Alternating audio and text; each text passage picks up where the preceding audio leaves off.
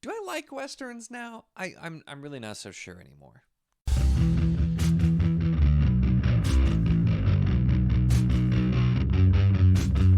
Hello and welcome to my channel. In this video, we are going to be talking about Cold Silver for Souls by Tori Tecken, the first book in Shade Silver, which is going to be a trilogy, I believe. And I was really curious to try this one because as I'm kind of playing around, I don't tend to be a big fan of Westerns, whether it's like an actual Western, fantasy Western. And I've read some that just were very miss for me, and I've read some that were more on the hit side. And so this is the second one I've done recently where it actually kind of worked really well for me, and I wasn't really sure if it would just because I'm not a huge fan of that. And this definitely is a Western. It's doing some of those, Western types of tropes as that Western feel, although with some very unique and different things about it as well. And I had a fun time with this one. And so I read, this came from, there was a short story that was in the Advent of Winter book that was a collection that I had read. And I thought the premise was really interesting, so that's why I was very curious. But the idea of Shade Silver and the main character here, who is a bounty hunter, who's also a necromancer, and has a corpse called Rip that comes around with her, and there's kind of a history there that we're just beginning to delve into, but so that's kind of the basis. I will say, I don't know how well it'll focus, but Rip absolutely looks like Pedro Pascal to me. I joked about it with Tori and in the Discord, and apparently it's completely coincidental, but that's immediately what I saw is Pedro Pascal in the back there, so I just thought that was fun. But anyway, let's talk a little bit about this. So, this is, like I said, it's doing some of the Western things. We have the bounty hunter, and we open up with her going on trying to catch somebody, and also we're doing some world building as we go. And the interesting thing here is even though this is very much a Western, it has that kind of Old West feel. It's in these areas that were kind of colonized and have some sort of loose law and order, and that Wild West, that kind of feel with like the saloons and inns, and just like the people out there mining, looking for gold. Except it's set mostly in a fairly colder climate, and it's like far north. And like if you keep going north, you get into mountains and like ice shelves and stuff like that. So it's way more north, which I think is interesting. Doing a lot of this type of stuff, but then having it actually be in a colder climate instead of the desert. So it kind of differentiates. And then, of course, when your main character is necromancer and there's magic, obviously, that's going to be quite different, too.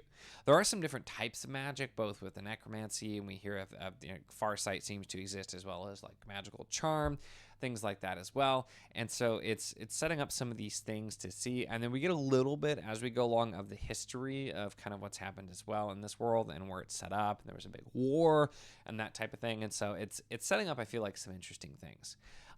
It did the sort of the opening where we get to see our main character actually go out and go after a bounty, and things kind of go wrong, and then that ends up setting up a lot of the things that's happening. But it got me thinking about too, there's so many different ways that you can do the like bounty hunter, assassin, whatever character, or spy even, where how do you introduce them? And so I think it works well here with, we're not starting exactly with just having the character and they're like in the middle of already getting somebody or just having come back. We actually get to see some of the travel, the going, and see a lot of that as well. Now I will say the thing that worked a little bit less well for me here is the pacing felt a bit off for me at points. And so we have, like I said, the start where Hunter, which I don't think I've said Hunter is the main character. I don't think I've actually said her name yet. And she ends up getting involved also with a boy named Johnny, who's kind of there too, who's a runaway, and they end up interconnected. But we start off with kind of the bounty hunting, and then we're setting up the villain with this rich man who like owns a lot of the mines, and like a pretty typical Western type of villain. But then they leave and go stay somewhere else at an inn for a while, and then we're kind of just there. And we're getting a lot of good like character development and other things happening, but then we start kind of setting up another sort of Western villain and setting up some other little pieces there. So it just felt a little bit disjointed for me with going there. I think partially it's working on setting up the bigger picture with this being the first book, and it was a good way to really introduce these different characters and see more of the things that are going on. And so I think it worked, and it never was like at a point where it wasn't engaging, but it did just feel like a little bit off there. So that would be my main like complaint, I guess, was some of the pacing felt a little bit differently. I think though the way this is written is really well done. And when I read the Bloodstones, I just kept raving because the techniques and a lot of the way the writing style was done and the way that book was formatted, so many different things that just felt worked so well. And I think there's a lot of that strength here also. But the thing that's the most impressive for me is the writing style feels so incredibly different. It's still very good, but this almost feels like it's not the same person who wrote the Bloodstones, because stylistically it's so different, because that's your epic fantasy, military fantasy, and this is a Western. And while it's a fantasy Western, it's still a Western, and so there's a lot of change. But there's so many bits. There's these really great lines, there's these really beautiful bits of writing, while also maintaining that sort of Western feel. So I think it's still really well written and has a lot of really good of that flow. And as we're going, and just different kind of like the introspection and rumination of the world, and a lot of lines like that as we're seeing these characters and how they're dealing with the world. And while some of it, of course, like I said, is stuff that you would expect to see in a Western, I feel like you kind of have to have some of those types of tropes, because that's part of what makes a Western a Western. But we're seeing some other things too, and the characters that maybe are going different routes, or things aren't going to just go the super obvious route. And also, it sets up for what should be really interesting with the rest of this. So I'm really curious to see where the author takes this, just because there's a lot of really interesting things set up. And also, with the fact that this is a pretty short novel, we do get through quite a lot, and it really establishes the characters well.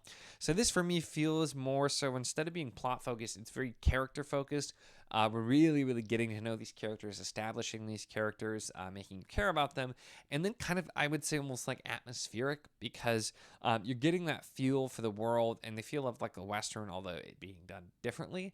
And it's just it's very engaging, like it sucks you into the feel. And something I commented too, I felt like I immediately like the narrative voice of the character Hunter. Like I felt like I felt that voice very strongly, very firmly, very quickly.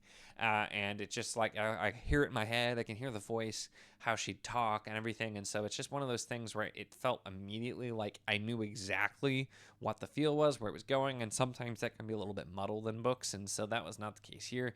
So I really enjoyed that too. And again, maybe I need to try some more Western stuff, because I've had some big misses in the past, but this one, and I think The Shadow of Wolves was the last one I did by J.R. White, that I also ended up enjoying as well. And so it's just kind of funny that it's something I used to really avoid because I didn't like, and now I've had two that I have quite enjoyed lately, so maybe I need to try more.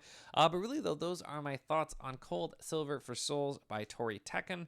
Like I said, if you like the character-focused fantasy Western type of thing, and just that atmosphere and feel, and really great writing, this is definitely a good one to check out. Let me know if you've read this, or if you have read Tori's other stuff too, because like I said, I really enjoyed Bloodstones. That was a bit more my thing, but this one really surprised me, honestly, with how much I had a good time with it. So it was good. Anyway, that's it for this one. Make sure to give the video a like if you enjoyed it. Check the links in the description, as always, for the Patreon if you want to support what I do, as well as the Wizardly Enclave Discord if you want to chat books, whether this book, other books, really anything at all. It's a lot of fun. We'd love to have you. And of course, if you enjoy my content, make sure to subscribe.